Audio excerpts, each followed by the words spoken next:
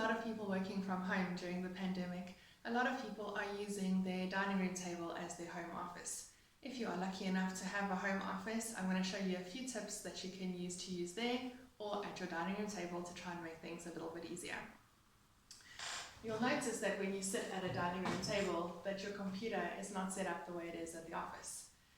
Your screen is slightly too low, and this will cause you to fall into that typical forward head posture and around the shoulder posture because gravity kind of takes its course. So to prevent this, to prevent your neck and shoulder and headache pain, we're going to try and lift your computer up.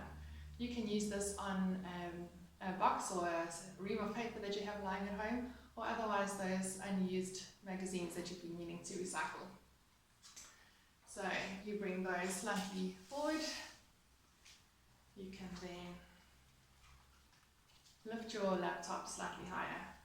Obviously this means that you cannot use your keyboard up here. This will lead to other issues higher up the chain, so technically it would be better if you had a separate keyboard. This means now that you can still look at your screen at a better angle, but you'll need a separate keyboard where you can rest your arms on the table and still work. Obviously a separate mouse as well, and not using the mouse pad of the computer. So that's how to set up the computer. Then you need to set up yourself at your chair. Dining room chairs offer little or no lumbar support. So what you can try and do if you don't have a full back is to throw one of those old flattened towel, like a towel or a flattened pillow, over the back of your chair. This will at least make it a little bit more cushy and allow you to lean back in a bit more comfort. This is still not the right angle for your desk, and you'll see then over time you will fall into a flexed posture as well. To try and prevent that in your lumbar spine, grab a rolled up towel.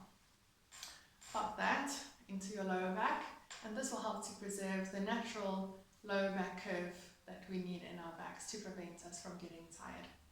You'll see then this will force you onto your sitting bones, and it will automatically bring you up into a better posture rather than rolling off your sitting bones and falling into that flexed C shape.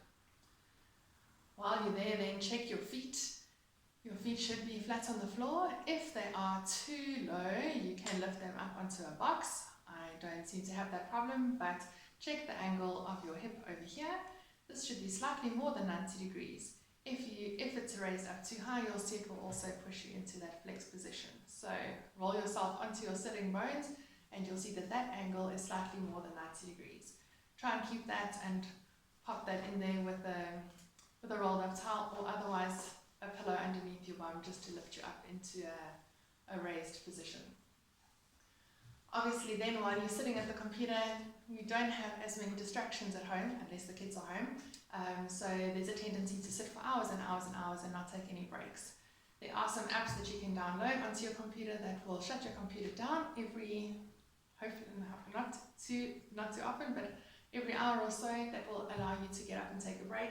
Otherwise, keep your flow of coffee coming, get you up and going to the loo and making and preparing your coffee or your water drinks. When you've been sitting at a computer for too long, you start to get the burning in your neck and shoulder. Obviously, this can be combated with exercise. So either get up and have a bit of a walk, go around the house, go into the garden, get some sunshine, get some fresh air, or otherwise some local ones at the desk if you're under the pump. So those you can hold onto the side of your chair, take your head over sideways and pull over, hold for 10 to 15 seconds. You can do that on both sides, and try to repeat that every hour. You can also do ones where you look straight down. That's also good. If you've got a half back chair, leaning over the back of the chair is good to try and counteract that position. You can get your hands behind your head and do a backward lean.